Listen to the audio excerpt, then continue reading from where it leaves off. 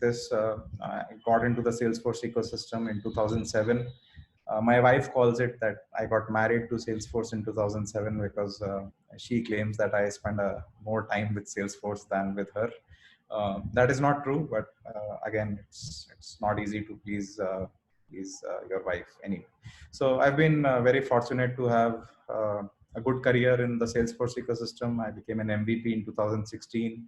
I used to be a certified technical instructor, which meant that I taught Commerce Cloud for Salesforce partners and customers in APAC. And AI is one of my personal hobbies or my passions. And I'm very fortunate that Salesforce recognized me as an Einstein champion. Obviously, since I've been around for a while, that has given me an opportunity to work on multiple clouds, and I've been kind of uh, made the most of those opportunities to get certified in the areas where I've worked on as well. Okay, so moving on, who's in the audience? And you can actually type it out in the chat because the responses are sometimes very interesting, and I'll try and keep the chat window open so I can see who all are there. How many of you are developers? If you are a developer, please type it out in the chat that you are a developer, and I just want to know how many developers are there. Dev, developer, D, whatever you want to call it. Okay, so as I could guess, I think a lot of developers here. Okay. Yeah, so developers are obviously people who are born and brought up to say it's not a bug, it's a feature. We always have a love-hate relationship with the QA team. But yeah, it's been kind of a good line of defense. If you ever come across something that you believe is not a bug, you can always call it it's a feature. That's the USP of being a developer. Any designers in the house? So B2C commerce or commerce cloud, or in general, when you're designing any websites which are public facing, there is a strong design component to it. Uh, and then designers typically talk in terms of style sheets and styles and CSS. So this is my style in lockdown that I have become obese. My weight is 200%, and I don't know if you can see, but the overflow on my tummy is clearly visible. Okay, so administrators, business users, analysts, if you are in the house, then yeah, these are people who often take the requirements from the customer, and if they are not happy, then the customer is not happy, and they will make sure, yeah, consultants as well, that they will make sure that the developers are not happy and the designers are not happy. So equally important stakeholder when it comes not just to Commerce Cloud, but uh, to other aspects of software development as well. Okay, so a little bit of context before we take a deep dive into B2C commerce. I think we have all used e-commerce, and it's phenomenal the way e-commerce has evolved in the last few years.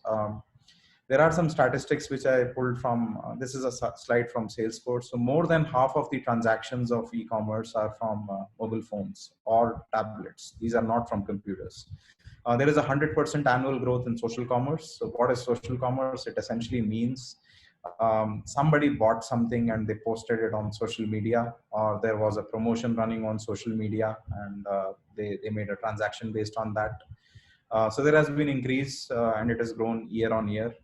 And then more than 50% of the in-store sales are influenced by digital. This is especially true for a country like India, where we obviously want to get the best deal, even if that means that we visit 5 stores or we visit 10 websites. And it's very common. I mean, I would go to a store nearby my home. I'll check what the price is there.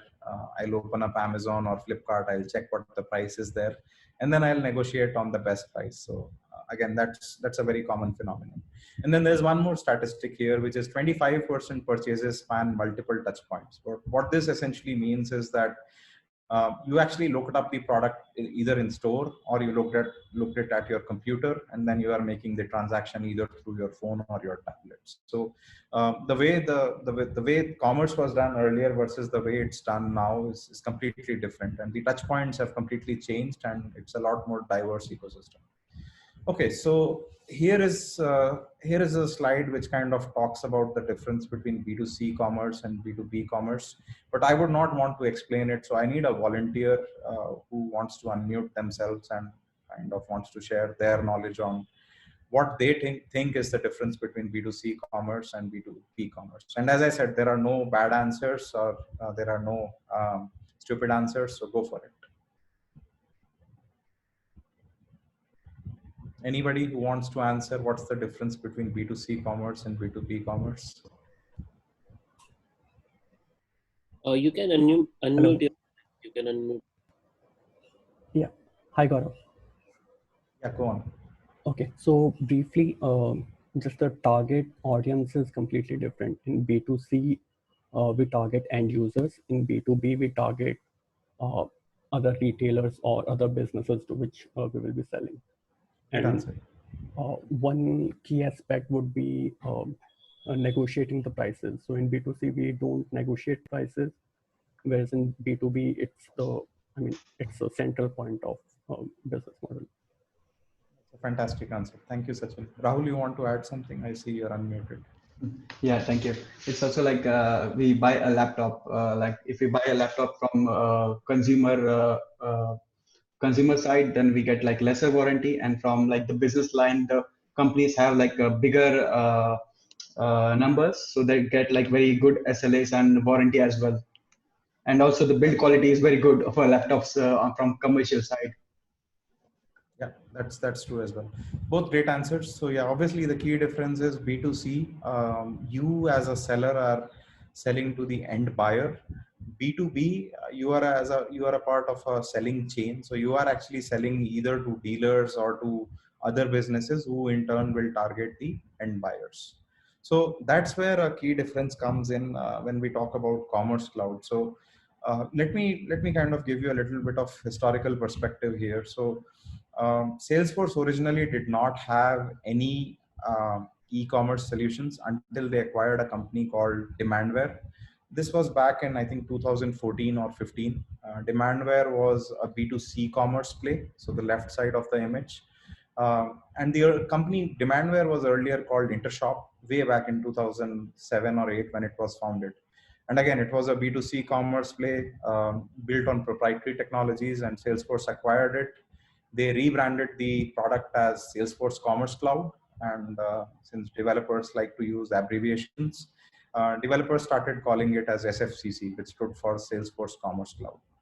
Then in 2018, Salesforce acquired another company called CloudGrace, which was a B2B commerce play. Um, and then there was a kind of confusion as to when they say Commerce Cloud, does it really mean B2C commerce or does it mean B2B commerce? That's when Salesforce kind of decided to rename both the products. So Demandware or SFCC or Salesforce Commerce Cloud, this became B2C commerce, and CloudGrace is now called as B2B commerce offering.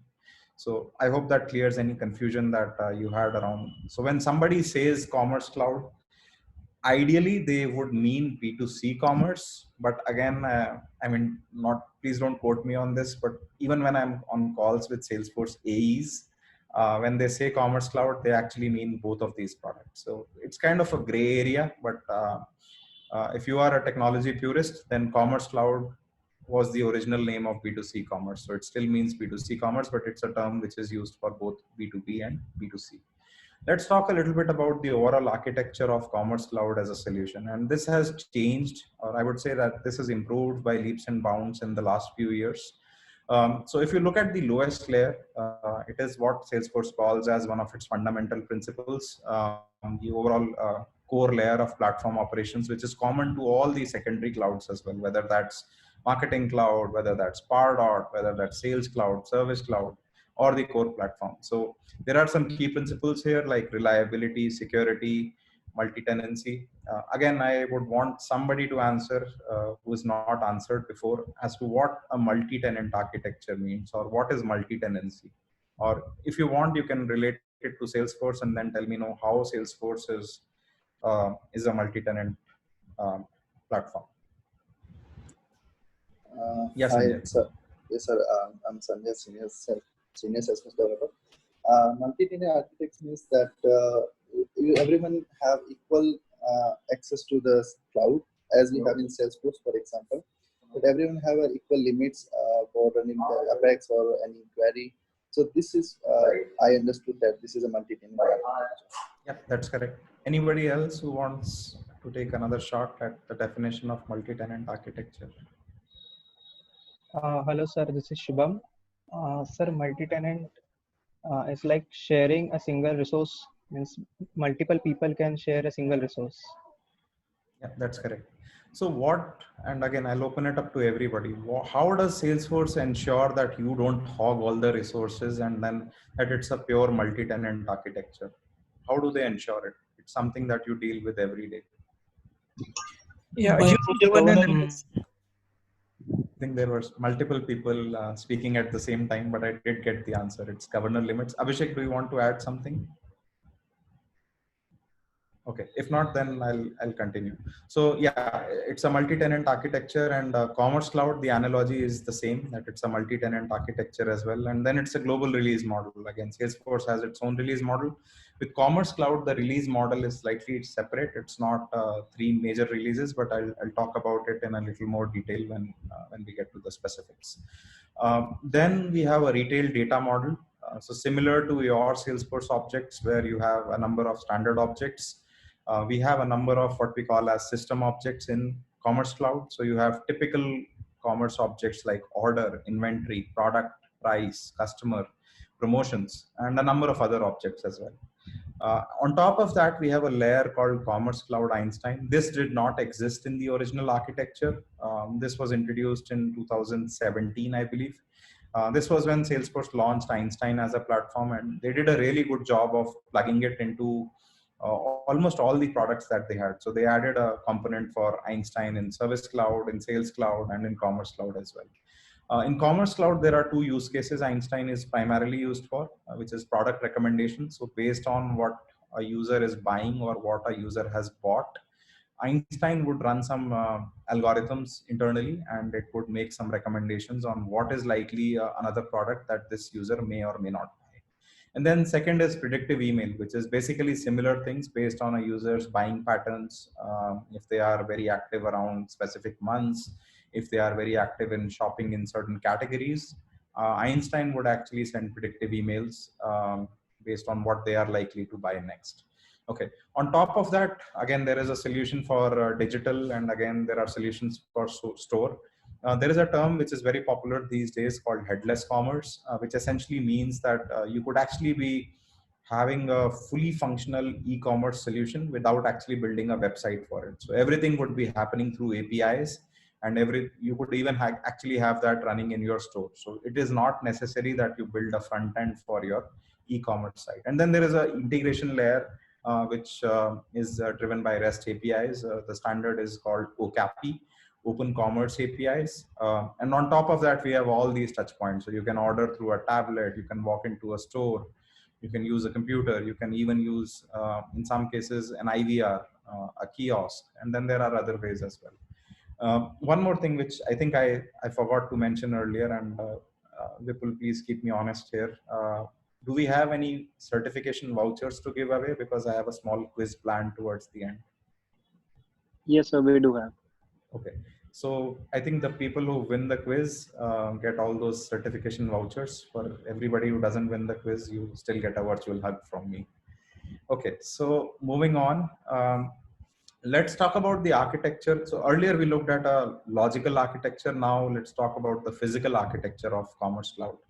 So similar to similar to Salesforce, Commerce Cloud also has multiple data centers all over the world.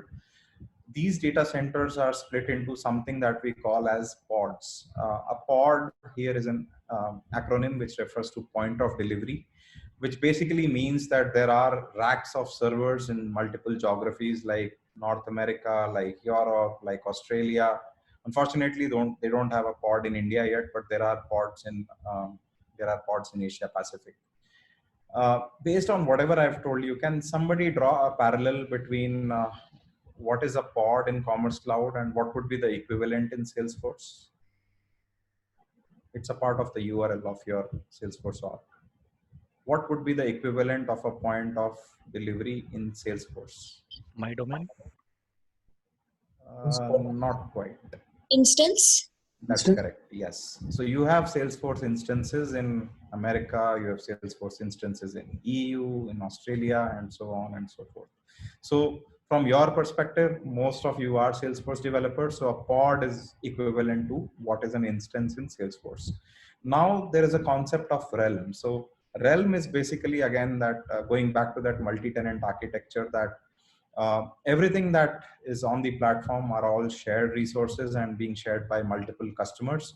So a realm is basically a logical segregation of your space. So a realm is something that you as a customer or as a partner is using. No other customer or partner has access to that.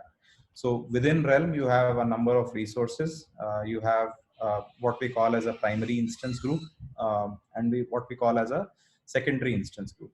So realm, as I said, is a logical segregation of resources. So again, based on the same analogy, can you tell me what is equivalent to a realm in Salesforce?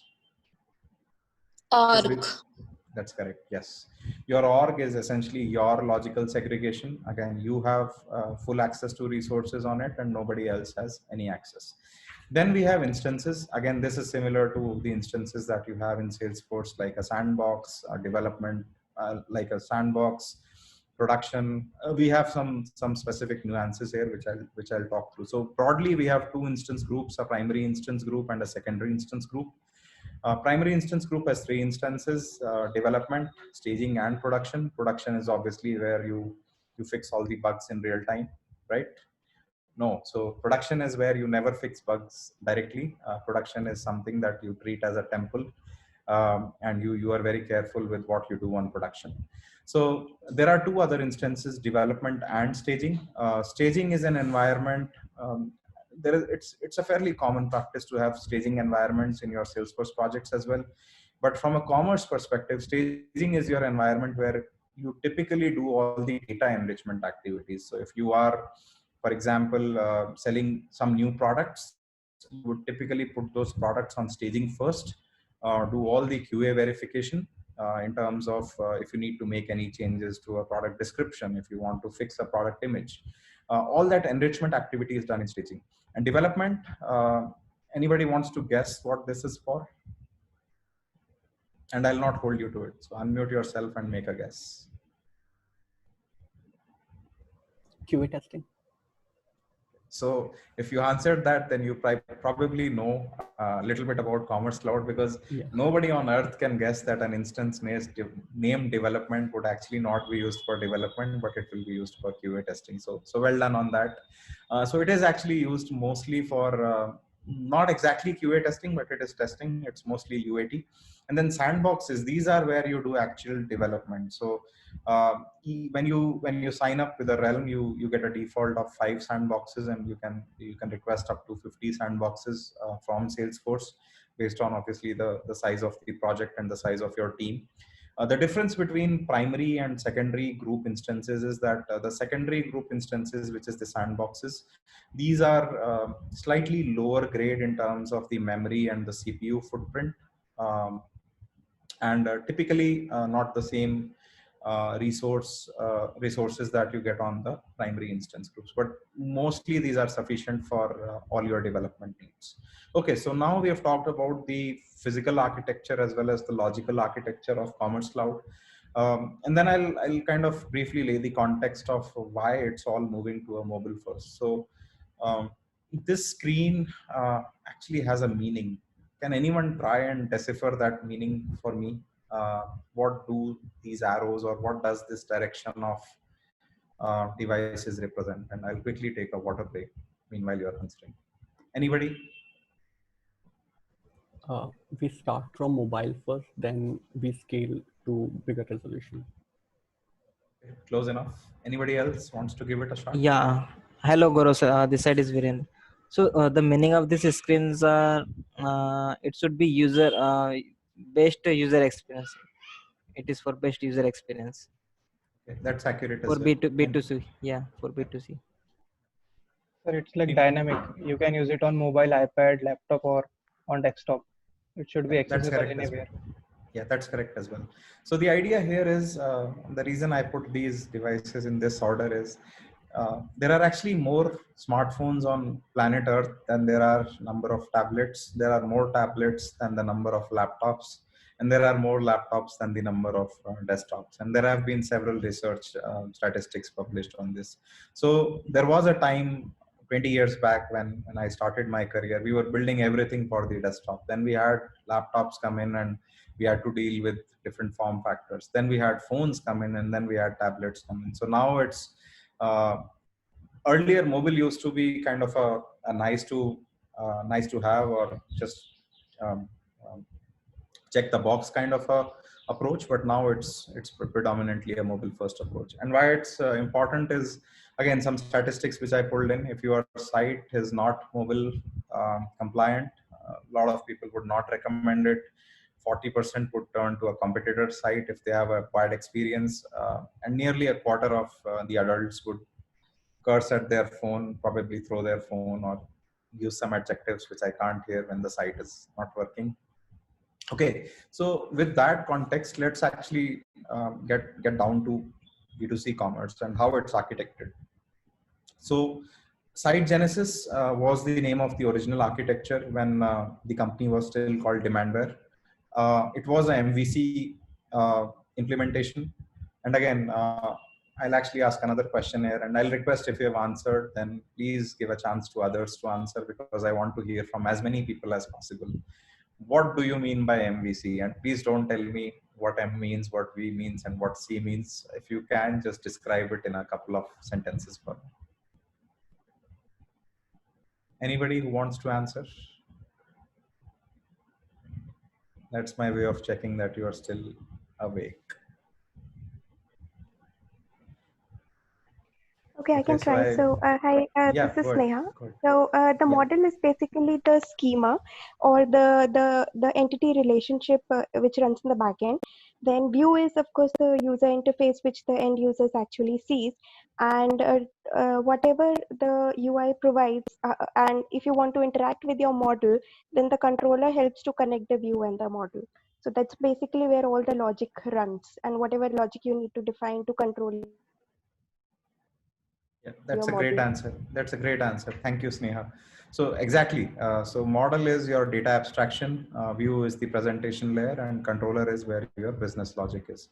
So although they did a decent job in terms of adopting a MVC architecture, but there were several problems. They used a framework called ISML, which is Inter-Store Markup Language on the view layer, which was a templating framework that they built. The problem with this was that it was a proprietary framework. It was not using any standard technologies, so it was bulky. The templates were very bulky, and the rendering on the browsers was very time consuming and very complex. Models did not represent the data. It should be a pure representation of data, but there was a way in which you could write scripts, and those scripts could actually be a part of the models themselves. And then there was no separation of concern. So separation of concern typically means that if you establish a certain architecture, then those layers should only do that assigned job and nothing else. And they should only be talking to those specific layers and nothing else. So that was not possible. It was obviously documented in best practices that this is how you should do things, but they left a lot of loopholes in the original architecture, and those loopholes were exploited by developers because that made development quick. It made development quick, but it made the architecture ugly, and it made the site not so performance oriented. So they looked at how they could improve this architecture, and they came up with a different architecture.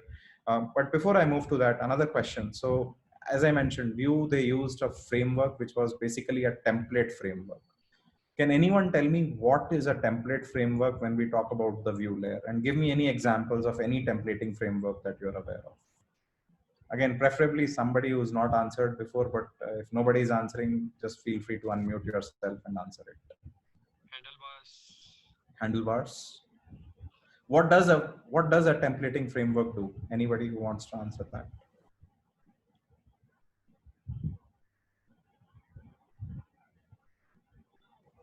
Yeah. So sorry. Yeah. Go ahead, please. Yeah. So Shubhangi here. template basically means that you can write, I mean, the view which is there, you can define the view that you want. For example, in Lightning Web Components also we have templates. So maybe that can be different. Okay. Yeah, we can Anybody use else? templates. We can use these templates in different pages. So for a particular functionality, we can create a template and we can include these templates in any of our pages. Okay. Anybody else who wants to try a better definition? Predefined format. Predefined format. Anybody else? It's basically a wrapper over HTML, and it also increases reusability. That's great. Yeah. So a template is exactly what was described. It's basically you write some generic code which at runtime generates HTML dynamically based on the parameters that is passed to it. So based on parameter A, it would generate certain code. Based on parameter B, it would generate certain code dynamically as well. So that's the idea. So this was what a site genesis site looked like. Obviously, the look and feel was great on a desktop, but I'll try and show you what the limitations were on when we rendered this on a smartphone or a tablet. So obviously there were a lot of number of issues with the site genesis as a reference architecture. So then after Salesforce acquired Demandware, they looked at what they called as the top 2000 sites. And then they came up with a new architecture, which was called SFRA. SFRA refers to Storefront Reference Architecture. Again, mostly people abbreviate it as SFRA. When this architecture was first designed, it was initially called MFRA, which meant Mobile First Reference Architecture, but it caused a lot of confusion that people thought it's a mobile first architecture, so it will not support the other form factors. So Salesforce had to rename the architecture and standardize on another terminology called SFRA. So what they did was they looked at 2000 of the biggest customer stores that were built on Demandware. They looked at the pain points, and then they came up with this new architecture. The key principles remain the same. It's an MVC implementation, but the focus was on using lesser proprietary frameworks, opening up the stack to more open source technologies, predominantly in the same direction that Salesforce is heading with things like LWC.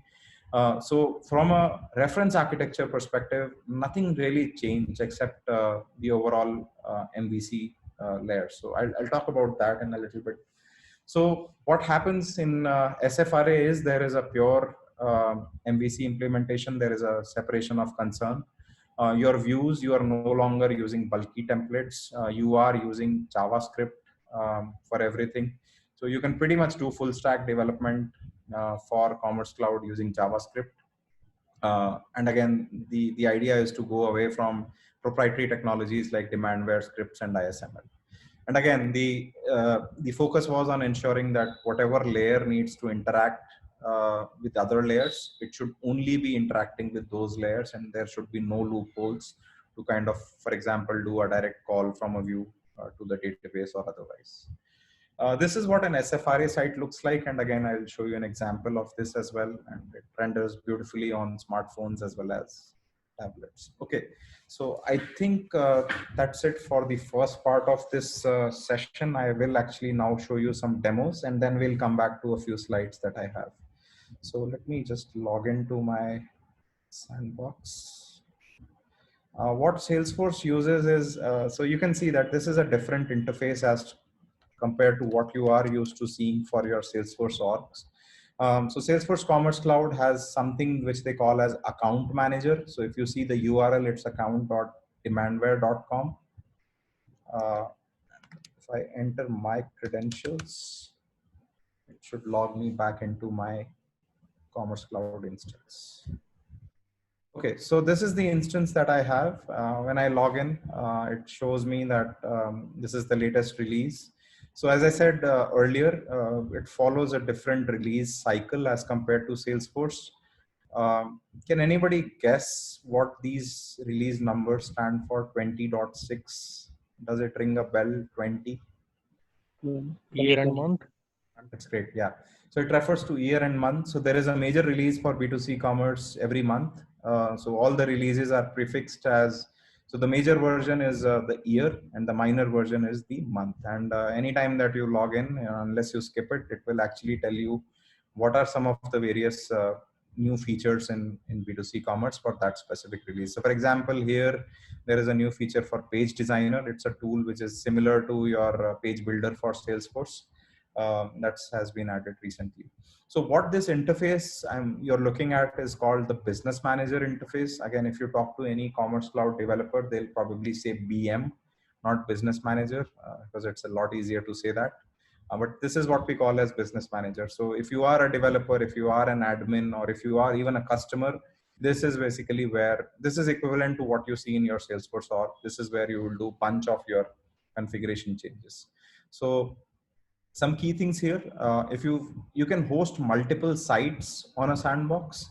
If you host multiple sites, those will show up here. Reference architecture is a sample site for SFRA. So what I'll do is, if I click this storefront link, what this will do is it will show me the sample SFRA site.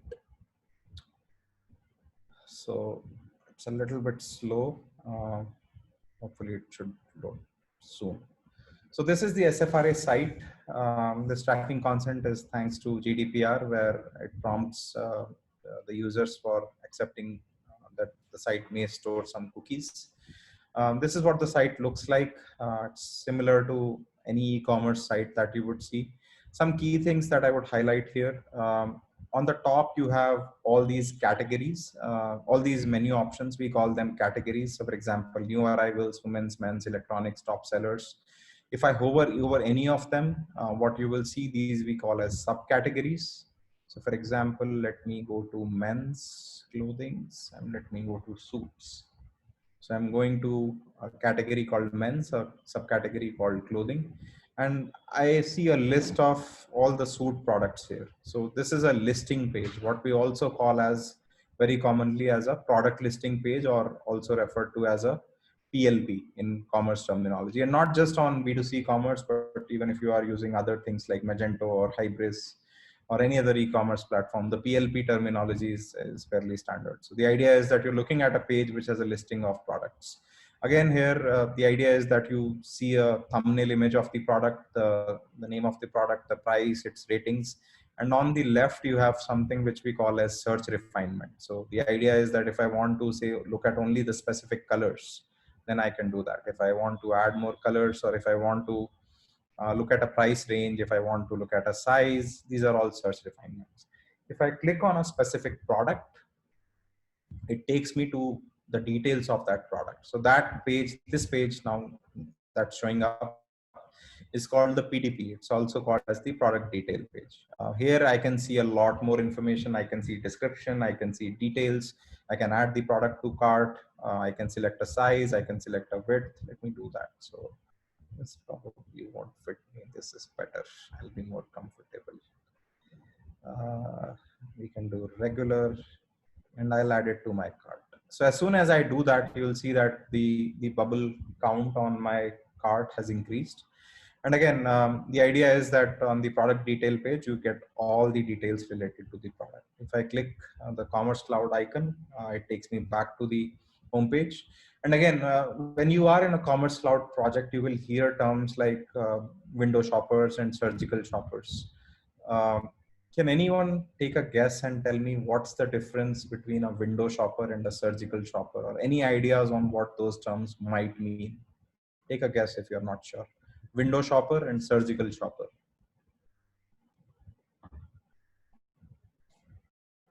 Window shopping is a very common term. You should be knowing that, especially if you are married. We go to mall and just look at the items. Yes. Surgical shoppers, any ideas what that is? The one who's going to places an order? That's close, but not quite. Can I give it a try? So I guess. Okay, sorry. So Yeah, window shopping would basically mean that they are not placing any order and everything is going into abandon. And surgical shoppers might be that they don't spend too much time on website and they place their order quickly.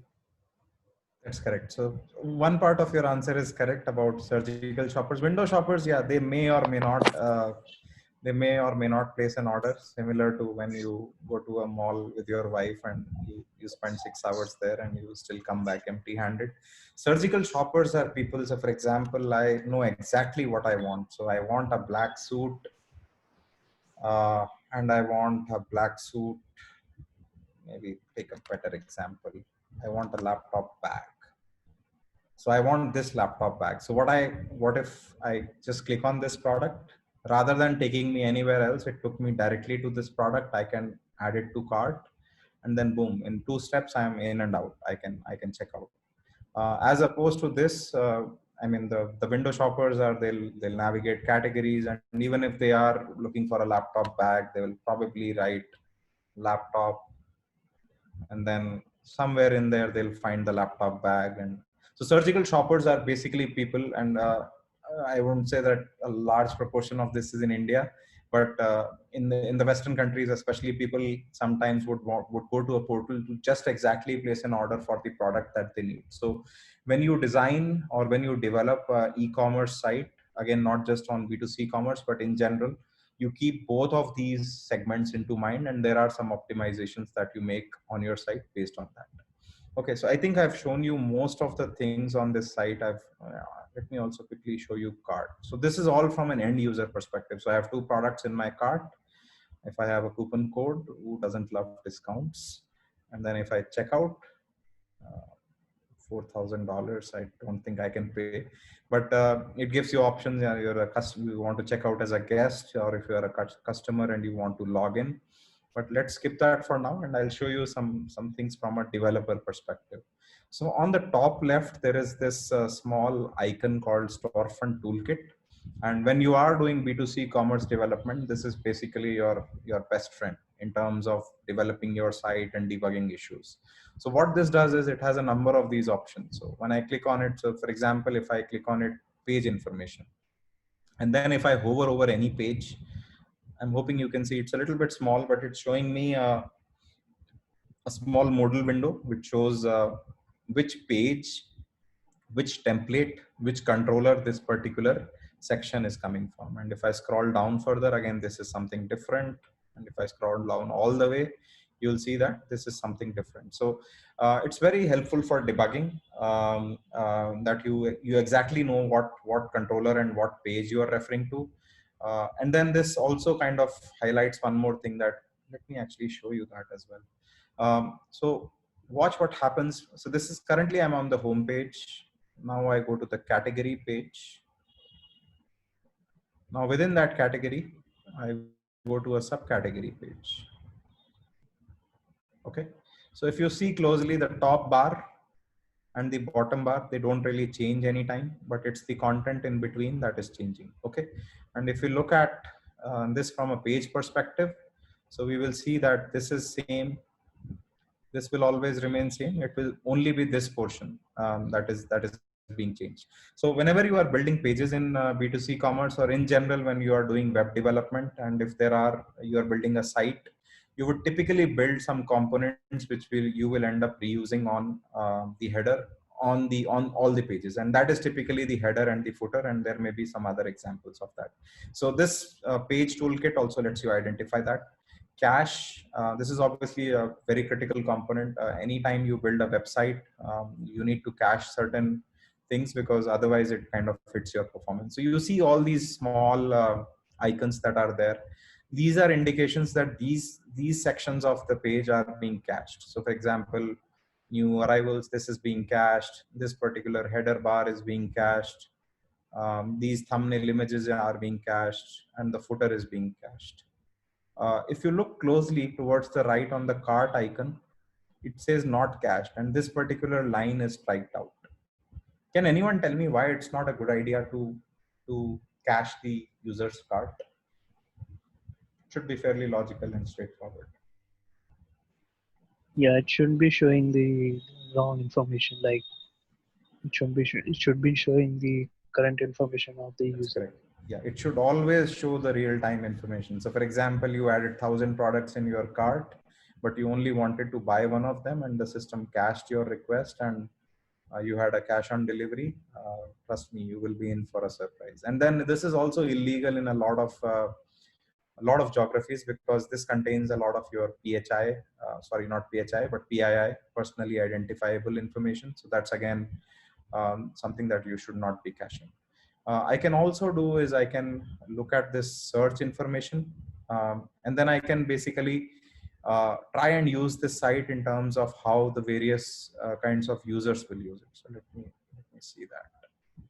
Yeah, so for example, when I click on search information, it does show me that whenever I search for a product, this will be on the first position. It is on these categories. It has a certain relevance, and then some other parameters as well.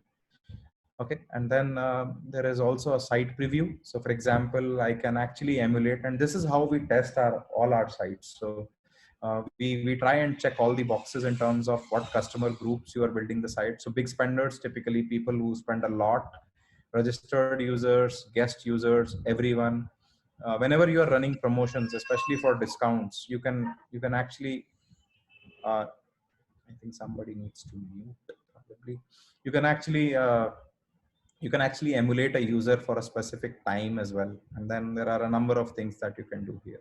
Okay, so that gives a little bit of perspective on how you run the site. Let me actually show this site to you, how it renders on a phone or a tablet. So this is, I've just switched to the Chrome, and this is how it looks like on a tablet.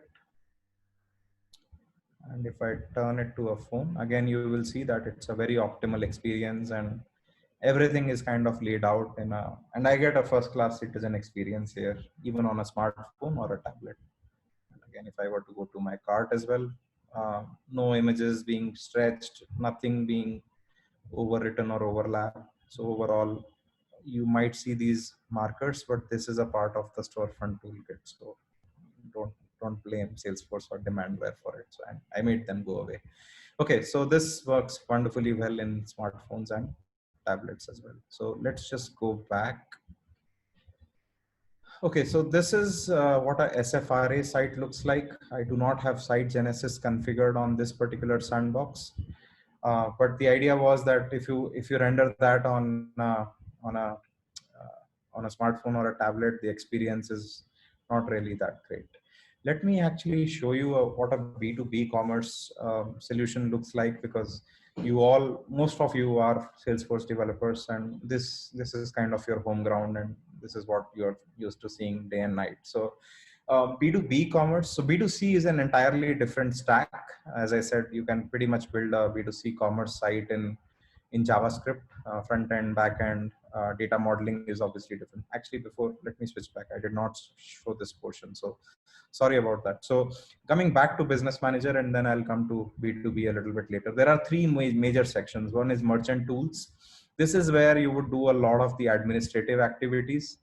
Administration, this is where although it says administration, but a lot of developer tasks are also done here. And then storefront, which is basically to emulate what your site looks like. And toolkit is again similar to your storefront. It helps you look at your site from a different perspective. So merchant tools, let me go there. If I want to look at what all products I have in my site right now, I will go to merchant tools, products and catalogs and products. It shows me this interface. If I click find, this will then show me a list of all the products that I have in my portal. And again, I can paginate, I can look at higher number of products in my view. This is typically what you see in a list view in your Salesforce org as well. A lot of other things that I can do here. Orders, again, that's very important as well, because that's what gets all the revenue. And then there are a lot of things that you can configure on a per site basis. So you can have a locale if you are building a multilingual site. So for example, you have users in India, China is a bad example, France, and other countries as well. So you could basically do all of those preferences here as well.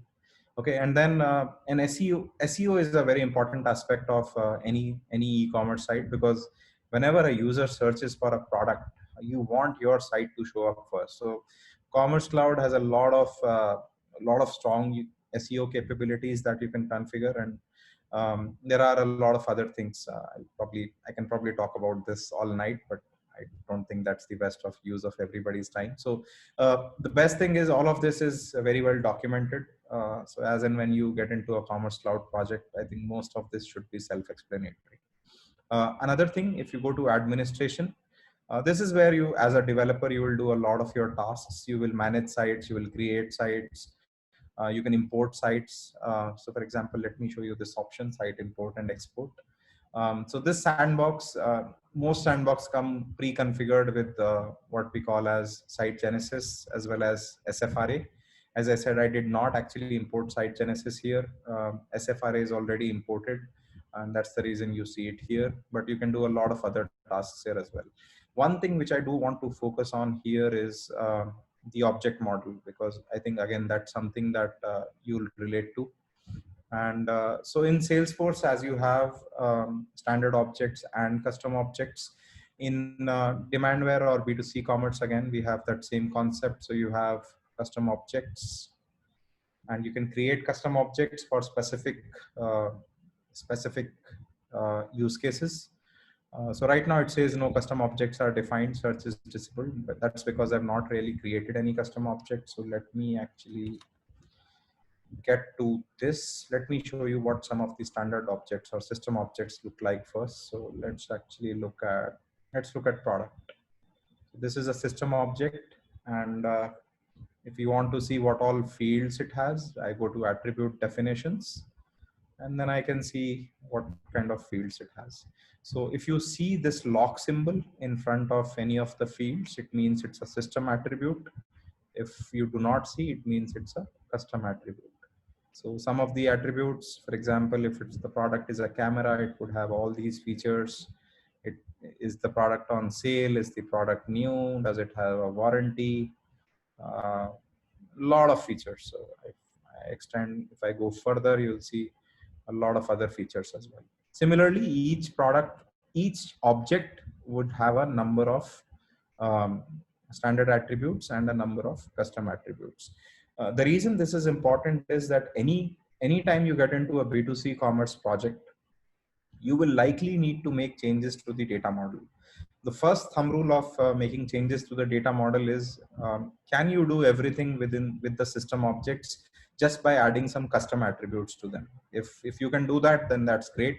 Otherwise, what you need to do is you can come to this option called custom object types, and you can create a custom object from here. So for example, let me quickly create a custom object called transaction, and I'll call it transaction. These are some advanced options. For example, I want this to be replicable or not between my instances, whether this object should be available only to my specific site. So for example, only to this RefArch site, or should it be available to all sites within my organization? So for example, let me, and it obviously asks me to pick a primary key as well. That's something that we do in Salesforce as well. So once I do that, you'll see that this attribute definition tab comes up, and then I can add new attributes from here.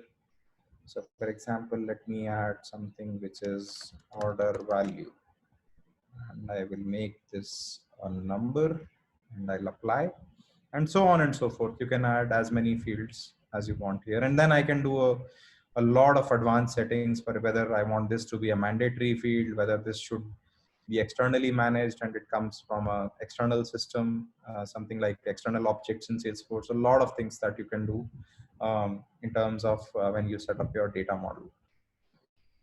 I think in interest of time, I'll probably move on and give you an overview of B2B commerce now. So B2B commerce, unlike B2C commerce, is a managed package on Salesforce. Again, as I said, this was what CloudCraze was earlier. And once you install this, you will see a lot of things with the prefix CC. CC obviously stands for CloudCraze, and a lot of things. So it has its own data models. It has its account groups, categories, products, price lists, coupons, a lot of others as well.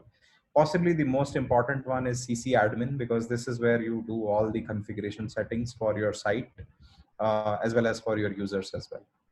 And once this loads, you can obviously load data using, we have a small data loader tool built in within B2B commerce as well, which you can use. And then a lot of settings that you can configure. Storefronts, this basically means what are all the sites that are associated to this B2B commerce org.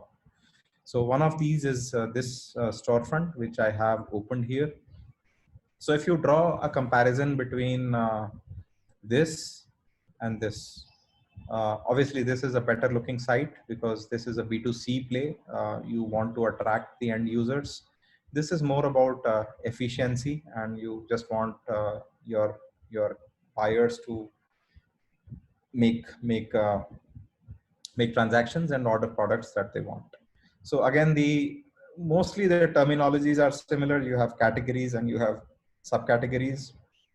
On left, again, you have search refinements, and you can add products to cart. For example, let me go to a coffee machine, and you have something called spotlight products, which are products you want to highlight. Let me go to a coffee machine.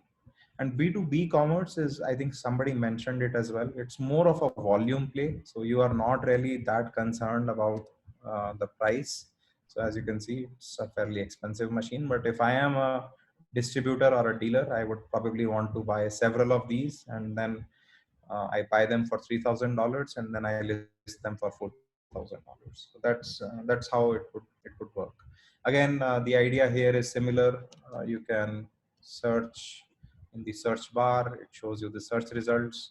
You can do the same things as well. You can configure surgical shoppers things as well. So for example, if I do this, it would probably give me a different search result than what we are showing right now.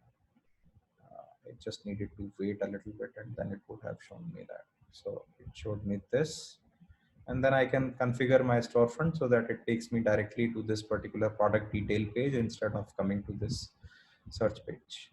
Okay, so that in a nutshell, I'm hoping gives you a somewhat of a comparison between B2C commerce and B2B commerce.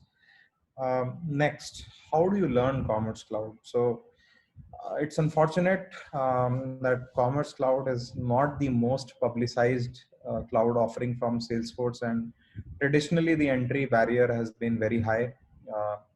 It was very difficult to even get a sandbox on either of these.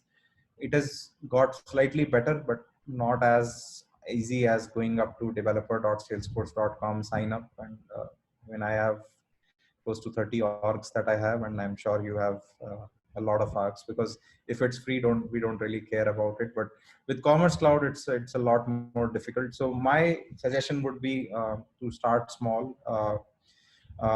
Look at some of the basic concepts, and then once you get access to a sandbox, practice and keep learning some of the modules. Trailhead does have some content around it, but again, it does not give you access to a demo org. What is important here is this URL, which is also called as the Commerce Cloud Developer Center. Earlier, what B2C commerce had was a portal called Exchange. Again, it was a very closed ecosystem. It required you to have credentials. You could not get those credentials unless you became a partner, and you could not become a partner unless you paid something to Salesforce, or unless you were building a site on Commerce Cloud. So it was a chicken and egg situation, but now I think they have done a great job. You can access all this information publicly. So for example, if I want to see, I just want to build an app, and I want to look at what is a good starting point. So I can just look at this section in terms of Commerce Cloud API, get started, and it will guide me through all the steps that I need. And the best part is you don't need to write everything from scratch. Commerce Cloud has a very active GitHub repository, and I'll quickly show you that as well if this page kindly loads. So if you go to this page, you will find a number of examples. You'll find a number of examples, and the best thing is you can actually use them as a seed project. So you don't really start from scratch. You essentially use this as a starting point and then customize it based on your needs. Okay, so with that, if you want to look at some of the most successful Commerce Cloud case studies, Puma, it's a brand we all know. Some call it Puma. So that's a customer Heathrow Airport is a customer. They sell a lot of parking tickets based on Commerce Cloud. A lot of them are actually brands which are more popular in EMEA, America, and ANZ regions, not so much in Asia Pacific. But the good thing is Commerce Cloud in general has moved beyond the traditional e-commerce boundaries. It's now used in retail. It's now used in ticketing. It's now even used in healthcare, where you book appointments for doctors online, and they under the hood using headless commerce. They are using Commerce Cloud. This, I think, has to be one of the most important slides if you really want to do something about Commerce Cloud in terms of being skilling up. There are 4 certifications, 2 on B2B and 2 on B2C. B2B, these are not called certifications. These are currently called accreditations, but the process is still the same. It's a proctored exam on Criterion. So you either go to a center or you can appear for it online. Again, not to brag, but if you were to pick all 33 exams and leave apart the CTA, these are 4 of the most difficult exams in the Salesforce ecosystem. The single most reason for that is there are very few resources for this. And again, don't quote me on this, but there are no dumps for these. So since there are no dumps for these, you have to learn, you have to practice, and you have to understand the concepts. I've been fortunate to actually write some of the exam questions for these. So it does require you to have a really strong understanding of these spaces before you can clear the exams. And again, a fun fact here, Salesforce certified B2C commerce architect, there are less than 100 of these all over the world. So this is if you are working on B2C commerce and if you want to reach the pinnacle of success, this is where you aim for. This is the equivalent of CTA in the B2C commerce world. Again, Salesforce does run classes for these B2C commerce and B2B. If you go to Trailhead Academy and search for these classes, those are usually a little bit expensive. But the good thing is if you are on partner community, from time to time, they also run a lot of fast path programs, which are really good and which are specifically aimed at certifications. So those are really good reference as well if you want to tackle the certification. Okay, so I think I've kind of gone a little bit overboard with time, but if I were to recap, it's a mobile first approach. If you say Salesforce Commerce Cloud, you, in all good intention, you probably mean B2C commerce, but if not, then you can kind of use it as an umbrella term for both B2C and B2B. We looked at the old architecture, Site Genesis. We looked at the new architecture, SFRA. Some of the use cases, as I said, it's kind of expanding a lot.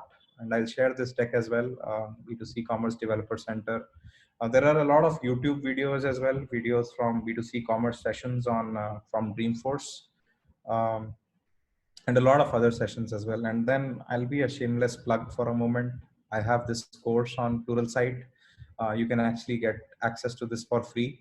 So I don't really get paid for it, but again, it's a 2-hour course which I produced with Don Robbins, and it does go into a lot of detail. So I just gave you an overview of what those layers are, but this course really gets into the specifics of B2C commerce, and then there is a module on B2B commerce as well, where we talk about some aspects of it. Okay, so I hope I did not overload you with all that information. Vipul or Parth, do we want to take the questions now? Sure. Okay, so what I can do is, if you want to read out the questions, or else I can just go through the chat and answer some of those questions Sure, I first. can read out the questions. Sure.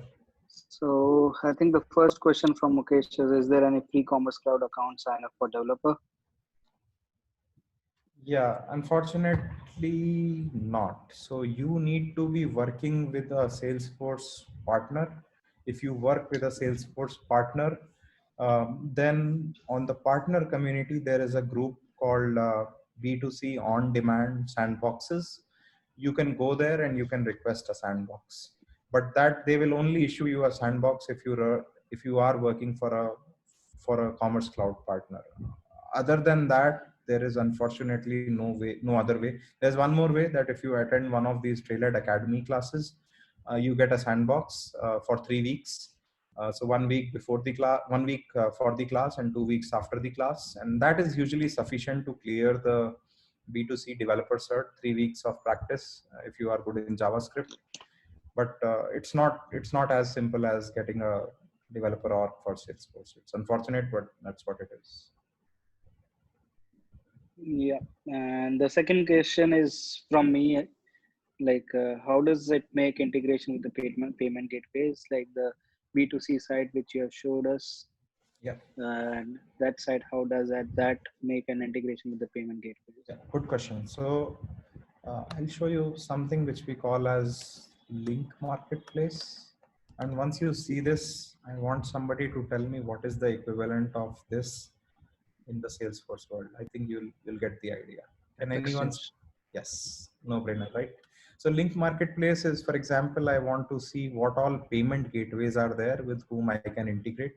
I just go here and it shows me a long list of all the payment gateways that are there. And it will cover most of the prominent ones: Amazon Pay, Apple Pay, Braintree, PayPal, a lot of others as well. The other option is, if you don't want to use something like this, then you use Okapi, which is basically the REST API, and you basically build an integration and you make callouts to the appropriate payment gateway if they are exposing a REST API. Those are the two ways. Next question. Thank you. And next question is from Shrishti, that can this recommend users on the basis of their previous search product recommendations? So I think so it is from the B2C side which you showed us. Yes, absolutely. Yes, it is possible, because under the hood it is using Einstein, and it actually does a lot of metrics, because it will check if you are looking at a product a number of times, if you are looking at a product on a daily basis, if you put it in your cart and then you abandoned it, that's a use case which we call as abandoned cart. So all of those factors come in, and it would then actually use Einstein under the hood, and it would use either a predictive email or a predictive recommendation. And again, that gets me to another point, which is B2C commerce solution kits. So B2C commerce is increasingly used in something which we call as a cross-cloud architecture, which is basically you are not just using Commerce Cloud, but you are using, for example, Commerce Cloud plus Marketing Cloud or Commerce Cloud plus Service Cloud. And that's an example as well. So for example, if you looked at a product, you searched for a product, you did not buy it, and I'm using Marketing Cloud as well. So what I'll do is I will actually use my Marketing Cloud, and I'll send you an email using Marketing Cloud. Hey, you looked at this product. I have a recommendation, I have a campaign running. So do you want to buy this product on a discount? So that's a very common use case. And again, if you search for B2C solution kits, you will view all these solution kits. So for example, there is a solution kit for abandoned cart. So this is an example where the user put a product into a cart, but they abandoned it. They did not buy it. It's a solution kit on how you can actually transform that into a sale. Again, some of the most common use cases, and again, all credit to Salesforce. They have done a fantastic job. 1 year back, they had only 3 or 4 of these, and I presented on these at Dreamforce. But they keep adding to this library, and these are some of the most common use cases. So rather than reinventing the wheel, I would strongly recommend you use one of these if you have a use case like that. Okay, next. So next question is, can we integrate the product and pricing with CPQ? Yes, you can do that. So there is a CPQ connector that is available, and you can directly pull in the product and pricing information from CPQ. So we have price books. Probably be logged out, but yeah, the idea is that similar to how I showed you, we have a concept of price books as well. So you can keep those price books within B2C commerce. Let me just point you to the documentation. I think is equivalent. Or you can populate those price books from an external source like CPQ or from another pricing engine. Yeah, go on, Vipul. Next question. Next question from Ram is, he got the sandbox access and he's looking forward to complete the B2C dev certification. And is there any fast path available? Yeah, so there are no new fast paths being conducted, but if you are on partner community, let me actually show you few things. Again, you need to be a Salesforce partner.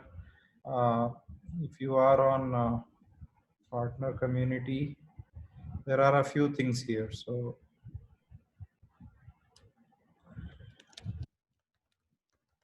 some of those URLs are actually not, this is the one. So they have a course on, no, this is not where I want to go. So they have a course on Partner Navigator on B2C commerce as well.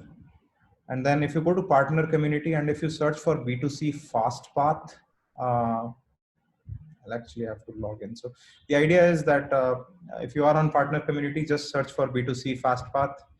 Still access denied because yeah, this is not my partner org. Search for B2C fast path and you will find a group, request access to it. The person who runs these fast paths in India his name is Raghuram Sripada. He works as a senior director of partner enablement. Always reach out to him with a request to run some boot camps, and he's very accommodating. So I'm sure he can plan something for India community. And I think so. You mentioned that there are some of the fast paths into the Trailhead Academy. So yeah. Yeah, Trailhead Academy classes are not free. Those are fairly steep. So for example, for any of these classes, you have to pay something like $1,600, which is fairly substantial. It's okay if your employer is paying for it, but on a personal level, it's an investment, significant investment. Okay. Next question is from Sachin is, when should we expect Lightning version of B2B, and will B2B certification course be modified after its launch? Yeah, so good question. So this is a recent development. I think the B2B Lightning product went GA earlier this month. I have been again fortunate to be involved in the overall course and the certification part of it. There is at the moment, I don't know what's a timeline to change the certification. I can definitely assure you it is not going to happen until October or so. But I think it's a little bit easier to give the exam on the version that there is right now, because the Lightning product is still very new. So I'm really not sure if that will make the certification any easier. Again, second part of this question, I'll just take that quickly. B2C architect, what should be the balance between development? Yeah, great question. So after you become a certified B2C commerce developers, you should spend at least 2 years doing development, and you'll just learn from architects on your projects in terms of how they are doing the data modeling or how they are coming up with the overall storefront architecture. So the architect exam is very, very difficult. It has actually been discontinued for a while because they are revamping it. And there is an exam council which is actually actively working at it. I think it should be launched somewhere around September. I think that's the time frame I'm hearing. But it will be a brand new exam, so I don't know how. I think they'll make it likely a little more easier because currently it's a very difficult exam and it has the lowest pass rate among all these Salesforce exams. So the next question is, please share your experience with outscaling in B2C. And has there been any issues where B2C doesn't scale automatically as per traffic? Do we have a true outscaling in B2B also? Yeah, auto scaling. Yeah. So yeah, good question again. So auto scaling, the reason actually B2C commerce is able to handle this better is because it's Salesforce, the revenue model is different. So if you go for something like a Magento or another enterprise e-commerce platform, they will probably charge you a subscription fee, a licensing fee. Salesforce does not charge you any licensing fee. What they do is they take a revenue share based on the transactions. So if you are doing 1 million transactions, they will take a share based on that. So it's less than 1% on negotiable depending on what kind of a portal you are building. So they get a cut out of that transaction. So if your site initially has 50,000 subscribers, customers, and it suddenly scaled to 5 million subscribers, Salesforce will actually support you on that because it is not just your revenue, but it directly impacts their revenue as well. So auto scaling, on the business manager, there are a lot of things that you can see in terms of performance statistics. And if there is a report which actually suggests that there is a need to scale up the resources on your instance, Salesforce, generally they would do a good job in terms of reaching out to you on your own. But you can always reach out to them. And since it's a revenue share model, they usually don't push back on it. Auto scaling in B2B, it is a little more complex because it's within the Salesforce. So if your customers are facing performance issues, then I think you have to formally request an auto scale in terms of increasing some of the performance resources, because again, this comes back to the overall core Salesforce principle of multi-tenant architecture. I think they do it to a certain extent, but I think it's not as simple as doing it in B2C, where it's pretty much automatic. So the next question is from Prashant: how to assign the B2B commerce permission set license to a user in ScratchOrg? In a ScratchOrg, that I am not. I mean, I am really not sure as to why you would want to do that in a ScratchOrg. But that is something which I have never done that. So the permission set assignment, permission set license. I don't think it would be any different in terms of how you do it in a normal org versus a ScratchOrg. But again, I don't. This is not something I've tried. So I can take this question and I can try and look for an answer, because this is not something I've done so far. Next question, can we move on? Next question is, do we use HTML, CSS, JS to build e-commerce site on B2B and B2C? Yeah, so B2C, it's all like JavaScript, HTML and CSS, as I described. B2B is, so currently it's possible to do it in both in Visualforce as well as Lightning. The Lightning product, as I said, is very, very new. The Visualforce approach is what has been used for a very long time. So B2C, JavaScript and your web technologies. B2B is more of Visualforce and Lightning Web Components. So I think so that's all. There is one more question from Sachin. Can I call sales plus all other clouds as SFDC and B2B plus B2C as SFCC? Yeah, so it's possible. Those are those solution kits that I mentioned to you, and then there are also some connectors. So for example, CPQ connector. Don't leave yet, because I have a quiz, and then I think Parth and Vipul have some certification vouchers as well. So the other option is those connectors, and then the solution kits as well. You can do it both ways. And the third option is you can actually make callouts using the Okapi interface, which is the Open Commerce API. Okay, last question, and I'll take this as well. It is important to learn handlebar and backbone to learn B2C or B2B. B2C, you don't need to know handlebar or backbone, but if you want to do B2B development, yes, you need to know handlebar and backbone, because that is the templating framework and the JavaScript framework for B2B commerce. So you will need to know that. All right, so I think that's it for the questions. Vipul, can we move on to the quiz? Sure, Gaurav.